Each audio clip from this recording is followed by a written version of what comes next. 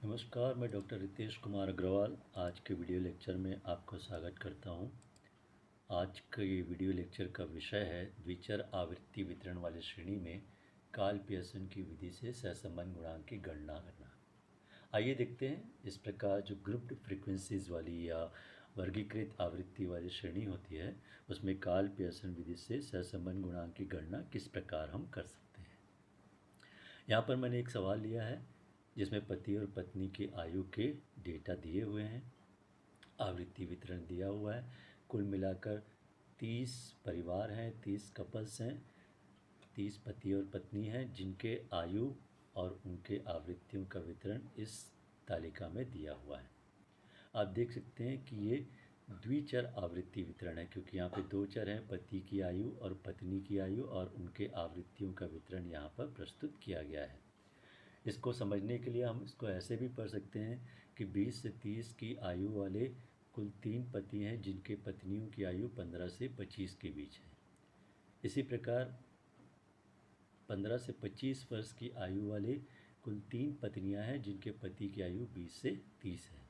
तो ये एक कंबाइंड फ्रीक्वेंसी है जो द्विचर आवृत्ति वितरण को प्रदर्शित करते हैं। आइए देखते हैं कि इस प्रकार के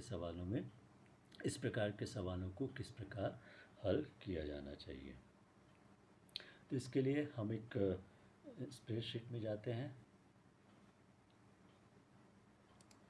ये एक स्प्रेडशीट है ब्लैक बोर्ड नुमा, जिसमें कबूतर खाने के समान एक चित्र बना हुआ है। एक टेबल या तालिका बनाई गई है।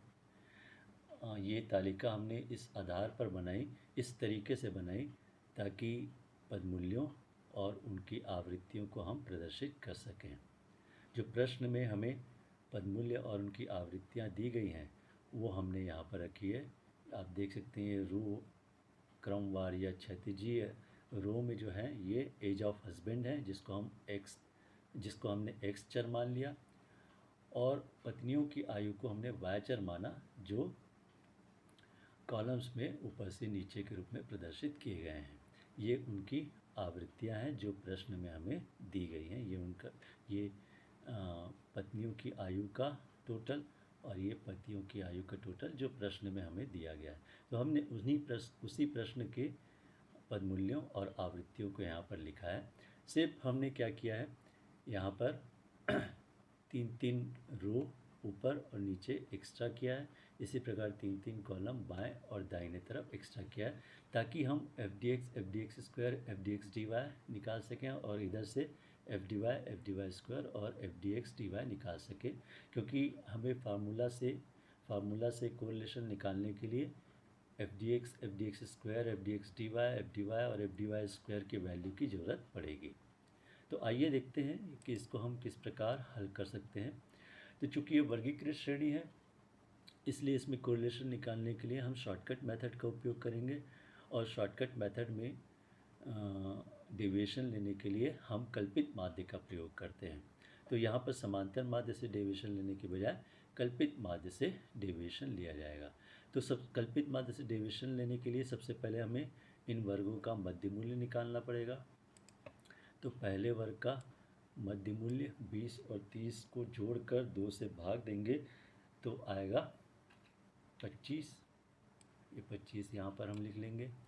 दूसरे वर्ग का मध्य मूल्य 30 और 40 का मध्य मूल्य आएगा 35।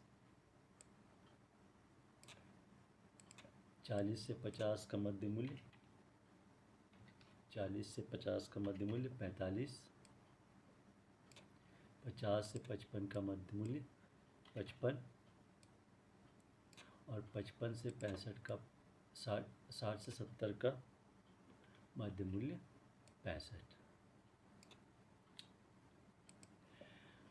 अब इनमें से किसी एक मूल्य को कल्पित माध्य मानकर विभिन्न पदों का डेविएशन लेना है।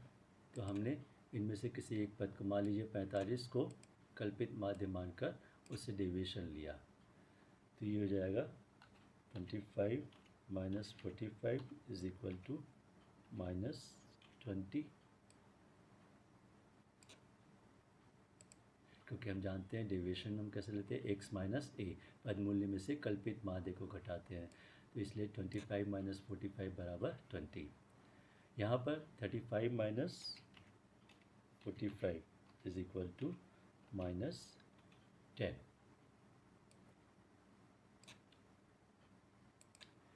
45 माइनस 45 बराबर 0।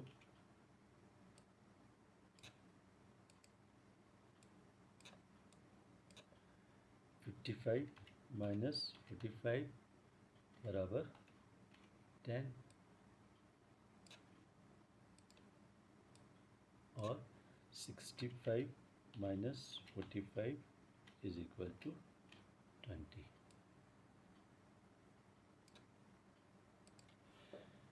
अभी हमको डेविएशंस मिल गया, dx मिल गया। चूँकि ये वर्गीकृत आवृत्ति वाली श्रेणी है, क्लास इंटरवल 10 है, इसलिए हम इसका स्टेप डेविएशन ले सकते हैं।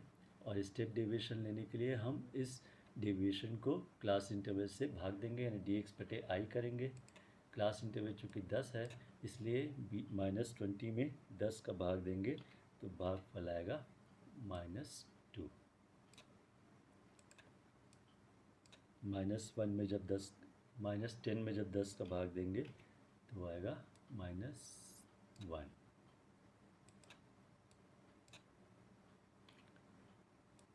यहाँ पे आएगा 0, यहाँ पे आएगा 1,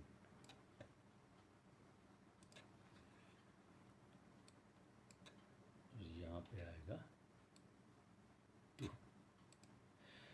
अभी हमें एक सीरीज़ का dx मिल गया। यहाँ पे फ्रीक्वेंसी दी गई है, इन दोनों को यदि हम गुणा करें तो f(dx) निकल जाएगा, इसलिए f(dx) निकालते हैं।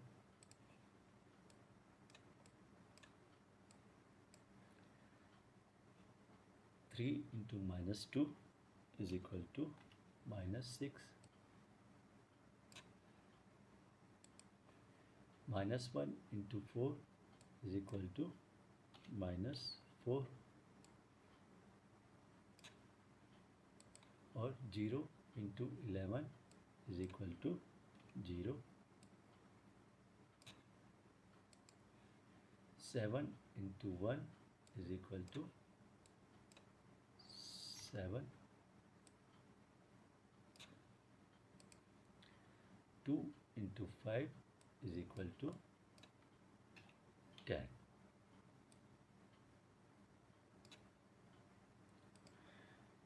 अब इस f(dx) को यदि हम फिर से dx से गुणा कर दें तो क्या निकल जाएगा, f(dx²). तो -6 को यदि हम -2 से गुणा करें तो गुणनफल आएगा 12। इसी प्रकार -4 × -1 is equal to +4। 0 × 0 is equal to 0 और 7 × 1 is equal to 7। 10 × 2 is equal to 20।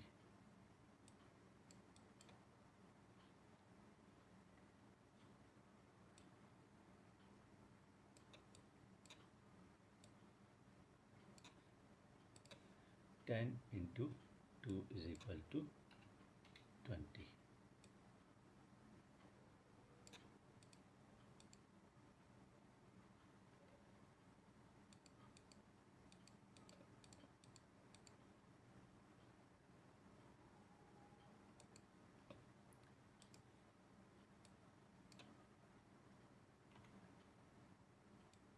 यहाँ पे आया है 7।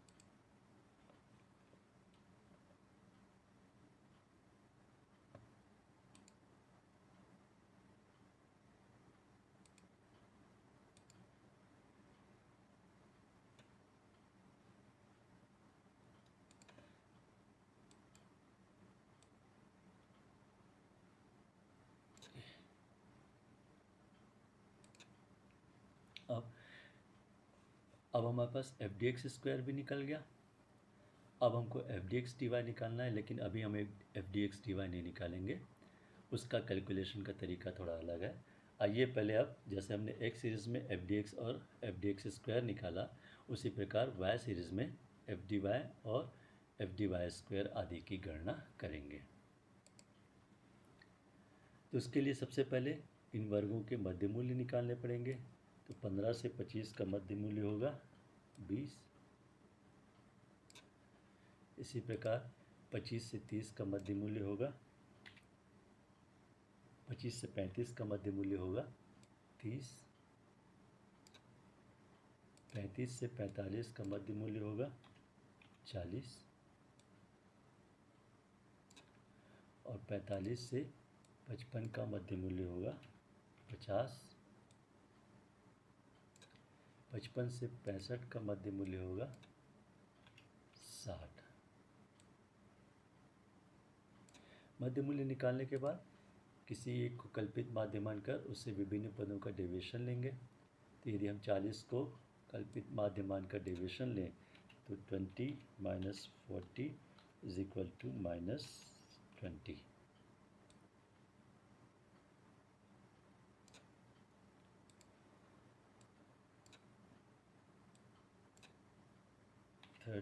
Minus 40 is equal to minus 10।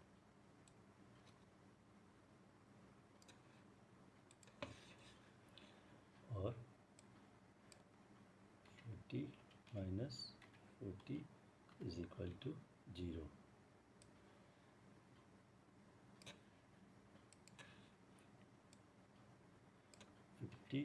Minus 40 is equal to 10।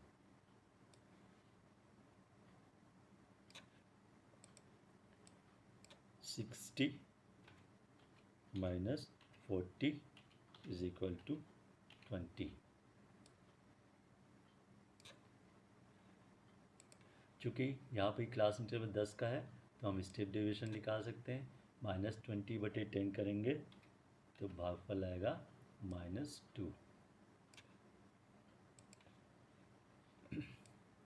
यहाँ आएगा -1। यहाँ पर 0, यहाँ पर 1 और यहाँ पर 2। अब हमें dy मिल गया। इस dy को यदि फ्रीक्वेंसी से गुणा कर दें तो एफ डी वाई निकल जाएगा। 3 इंटू -2 हो जाएगा -6,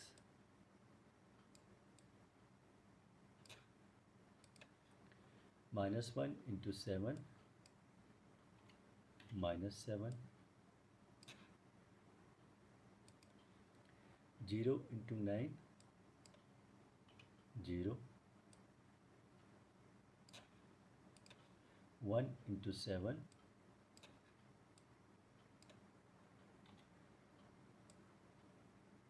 7, 2 इंटू 4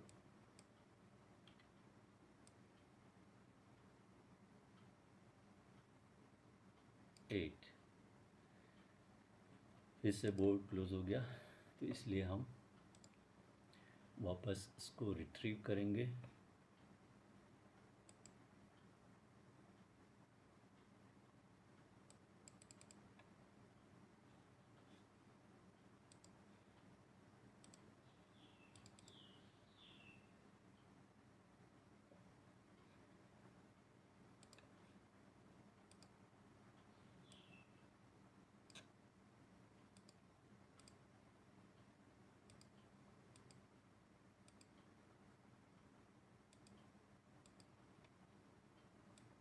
ये डेटा हमारा फिर से रिट्रीव हो गया।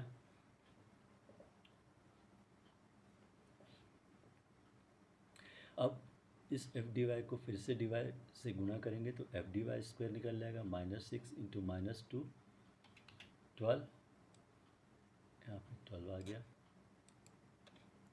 -7 into -1 7,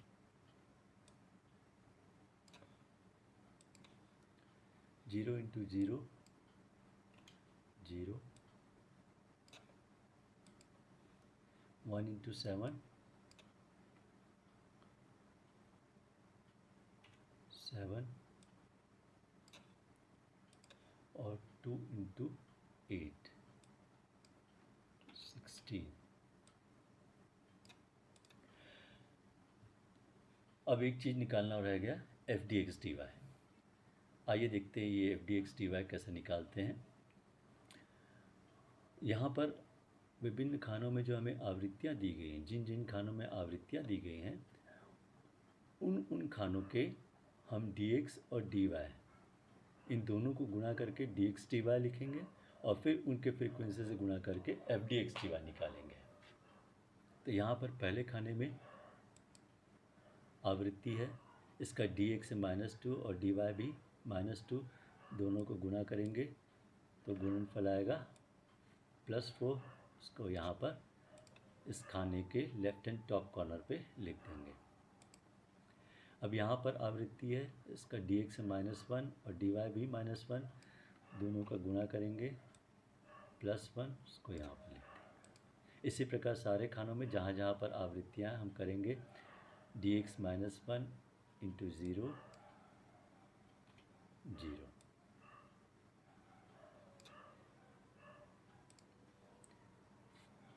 zero into 1 -1 is equal to 0, 0 into 0 is equal to 0,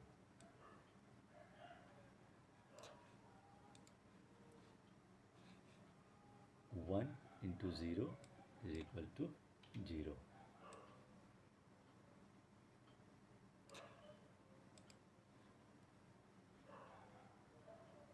1 into 0 is equal to 0,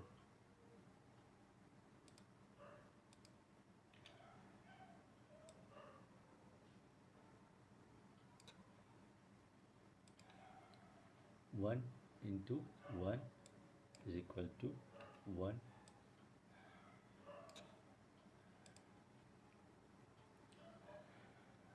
0 into 2 0, फिर यहाँ पर आवृत्ति है 2 इंटू 2 इक्वल टू 4।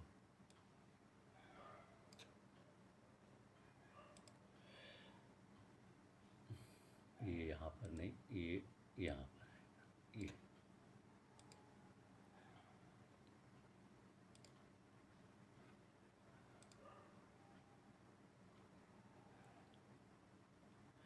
अब हर खाने में हमने जहाँ जहाँ पर आवृत्तियाँ थी हमने डी एक्स और डी वाई को गुणा करके डी एक्स डी वाई निकाल लिया। अब इस डी एक्स डी वाई को उसके करस्पॉन्डेंट, उसके संबंधित आवृत्ति से गुणा करेंगे तो हमें F D x D Y मिल जाएगा। उसे यहाँ पर दाहिने तरफ में बॉटम कॉर्नर पर लिखेंगे। तो 4 तिया 12, ये 12 आ जाएगा यहाँ पर। इसी प्रकार 1 इंटू 2 इक्वल टू 2, यहाँ पर 0 into 2 is equal to 0,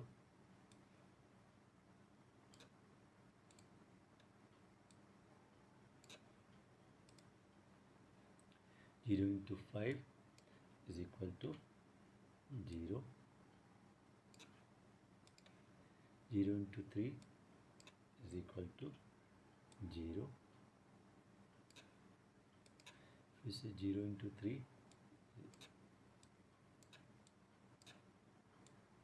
is equal to 0, 0 into 3 0, 1 into 4 4,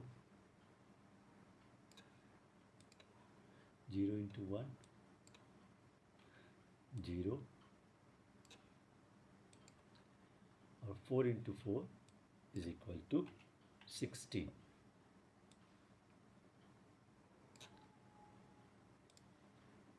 ये जो आवृत्ति वाले खानों में हमने दाहिने तरफ नीचे लिखा, ये सब f D x t y है। अब इसका हम रो वाइज और कॉलम वाइज टोटल करके f D x t y निकाल लेंगे। तो रो वाइज यदि हम इसका टोटल करें तो ये टोटल आएगा 12। दूसरे रो का 2 + 0 = 2। तीसरे रो में जाए 0 + 0 + 0 = 0। चौथे रो में जाए 0 + 4 = 4। 0 + 16 = 16। सेम इसी प्रकार कॉलम में करेंगे, कॉलम में टोटल करेंगे, इसका टोटल करेंगे तो ये आएगा 12। इधर 2 + 0 2।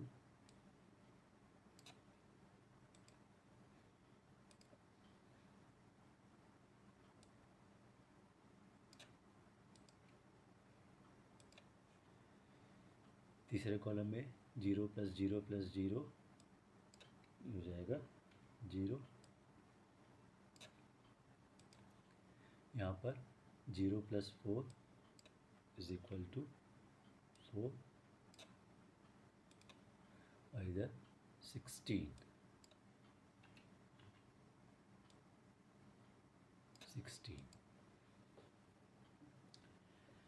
अब हम एफ डी एक्स का टोटल करके सिग्मा एफ डी एक्स निकालेंगे। तो इसका टोटल आएगा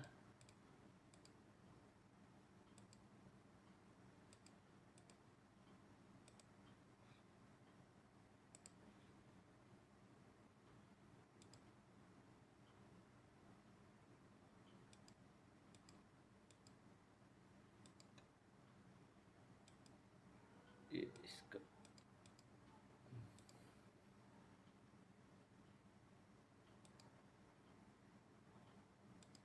तो पहले sigma F D x D Y का टोटल कर लेते हैं। 12 2 14 4 18 और 16 34। तो यहाँ पे आ जाएगा 34।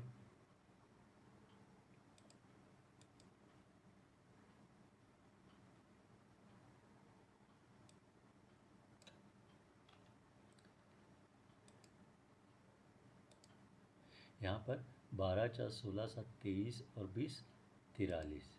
तो यहाँ पे आ जाएगा 43। -6 + -4 + 7 + 10। तो यहाँ पे आ जाएगा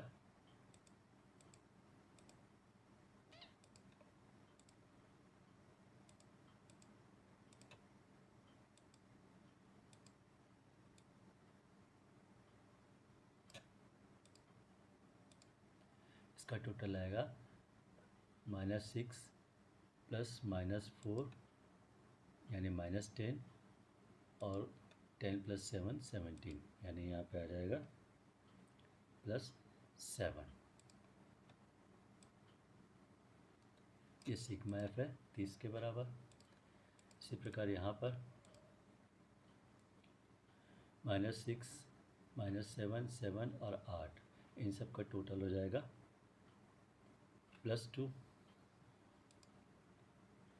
12 7 19 7 26 16 42। इसका टोटल है 12 14 4 18 और 16 34।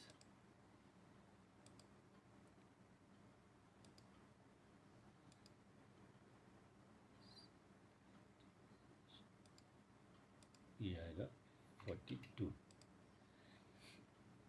ठीक है, आप चेक कर सकते हैं।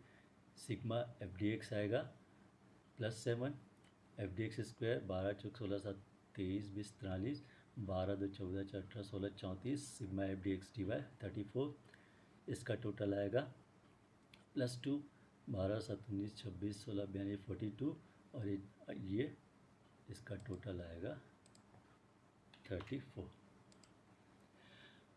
अब ध्यान देंगे कि इधर से चाहे column wise sigma F D x D y निकालें या row wise sigma F D x D y निकालें, ये दोनों एक बराबर आएगा। यदि इसमें अंतर है इसका मतलब कहीं ना कहीं आपके कैलकुलेशन में गड़बड़ी है। तो अब ये जो वैल्यूज़ हमें मिले n बराबर 30, सिग्मा एफ डी एक्स बराबर 7, f D x sigma F D x square बराबर 43, sigma F D x D y बराबर 34, सिग्मा एफ डी वाई बराबर 2, sigma F D Y square बराबर 42। इन वैल्यूज़ को यदि हम फार्मूला में रखें और फार्मूला में रखकर हम कोरिलेशन कोएफिशिएंट की गणना कर सकते हैं। तो वर्गीकृत श्रेणी में यानी आवृत्ति वितरण वाली सीरीज़ में कोरिलेशन कोएफिशिएंट निकालने का फार्मूला होता है sigma F D x D Y into N minus sigma F D X into sigma F D Y बटे under root sigma F D x square into N minus sigma F D x का whole square into sigma F D Y square into N minus sigma F D Y का whole square. इस फॉर्मूले में यदि हम इन सब का मान रखें और इसको सॉल्व करते जाएं तो अल्टीमेटली कोरिलेशन कोएफिशिएंट आएगा 0.80 प्लस 0.80। इसलिए हमारा इंटरप्रिटेशन होगा, उत्तर होगा पति और पत्नी की आयु के मध्य उच्च स्तर का धनात्मक सहसंबंध विद्यमान है।